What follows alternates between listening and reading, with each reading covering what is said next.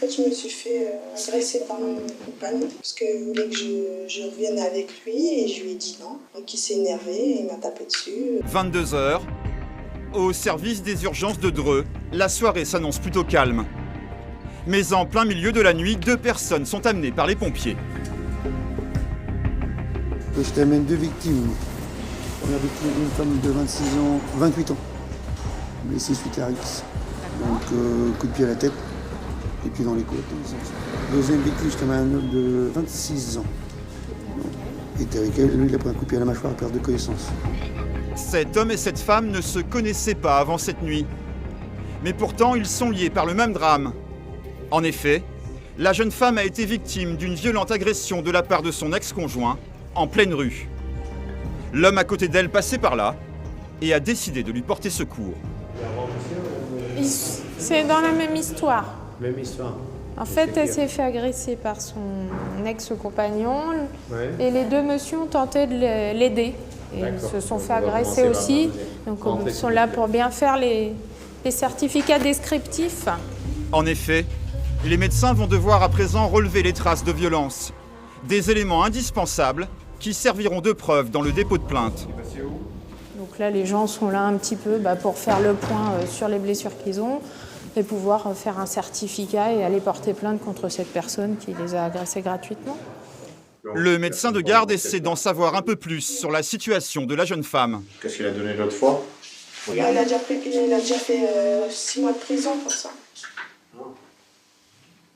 Il est alcoolique, votre mari? Je sais pas si c'est alcoolique, mais il boit souvent. En fait, je me suis fait agresser par mon compagnon. Parce qu'il voulait que je revienne avec lui et je lui ai dit non. Donc il s'est énervé et il m'a tapé dessus, comme ça. Il m'a tapé sur la tête et sur les côtes. Donc les personnes qui sont à côté sont des personnes qui m'ont aidé et qui ont tout fait pour que je sorte de ses mains, quoi. Et c'est récurrent? Ça fait 12 ans. Voilà, votre certificat. Merci. Bon courage. Comment vous rentrez chez vous? D'accord. Le père de l'homme blessé est lui aussi intervenu pour libérer la femme des griffes de son agresseur. Mais malgré les coups, il ne regrette rien. Voilà. Encore un exemple de gars qui se prennent pour des hommes, des gars qui se prennent pour des hommes et qui frappent leur femme, enfin leur ex-copine. Et ça s'appelle des hommes. Moi j'assume entièrement mes actes d'y avoir mis des coups. Je regrette rien. Même si je dois payer, c'est pas grave. Au moins, la petite dame, elle aura pas pris de coups. Parce que là, vous voyez déjà, rien que son œil, là, c'est lui qui y a fait. Non.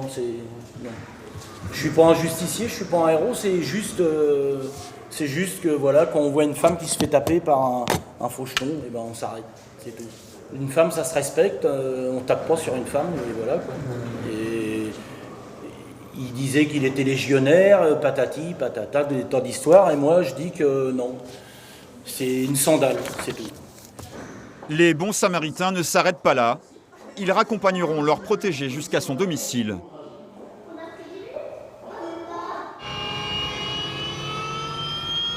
Le centre hospitalier de Dreux fait partie des 10% d'hôpitaux en France à bénéficier d'un hélicoptère. Mais un tel dispositif coûte de l'argent, plus d'1 million d'euros. Dans une zone rurale comme l'Eure-et-Loir, un tel investissement est indispensable.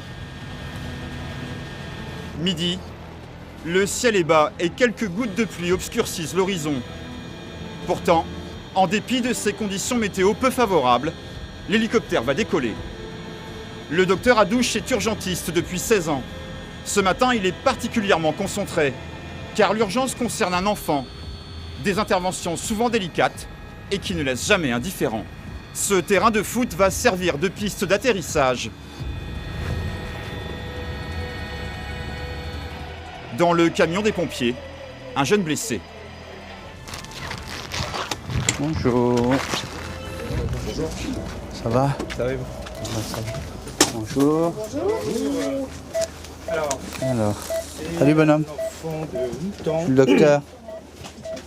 Il y a eu un enfant de 8 ans qui a chuté d'une armoire en jouant au cache-cache avec son frère. Donc les constances sont correctes. Ça va? Ouais. Alors comment que t'as fait? T'as joué le cascadeur? Oh bah dis donc. On va aller dans l'hélicoptère, hein? Faut bien te soigner et tu vas avoir beaucoup moins mal. D'accord? Hein? D'accord? Et je sais que ça fait mal, je sais. D'accord? Mais on va te soulager. On va passer un petit médicament pour pas que tu aies mal dans les petits tuyaux là, d'accord?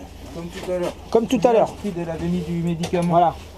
Astrid, c'était l'infirmière qui était avec toi. Pendant que des antidouleurs sont administrés à l'enfant, le docteur Adouche prend le temps de rassurer, mais surtout d'expliquer aux parents la situation. On va l'emmener à Rouen, dans le service de chirurgie pédiatrique. C'est beaucoup plus adapté. Vous partez après? Oui. Donc il faut aller doucement. Hein, Oui, donc, on compte arriver. voilà, donc le temps de faire les examens et tout, vous serez arrivé. Comment? Il a quoi? Je vais vous expliquer, monsieur. Venez, les parents, je vais vous expliquer. Vous avez la clavicule qui vient avec l'humérus faire ce qu'on appelle l'articulation de l'épaule. Il a une fracture qui est là. Si on le laisse comme ça, il va avoir du mal à... Voilà. Même s'il est petit, que c'est facile, les petits supportent mieux les fractures et ainsi de suite. Mais sur le plan fonctionnel, c'est un peu gênant de le laisser comme ça. Il va avoir une réduction au bloc opératoire et puis après il va être plâtré. D'accord? Une fois que c'est bien réduit et plâtré, ben, ça consolide au bout de 45 jours. Hein, d'accord? 15 minutes de vol suffiront à amener le petit Théo à l'hôpital de Rouen qui dispose d'un service de chirurgie pédiatrique reconnu. T'as pas mal là? Depuis notre tournage, le jeune Théo s'est remis de son accident et désormais ne se cache plus en haut des armoires. Retour aux urgences. Dimanche midi, c'est une drôle de cuisine qui se prépare sur la terrasse de l'hôpital de Dreux. Ça a l'air pas mal ça. Tu vois là j'ai fait des petits poivrons farcis là. Quand il ne s'occupe pas des grillades, le docteur Olivier Fougeras travaille aux urgences.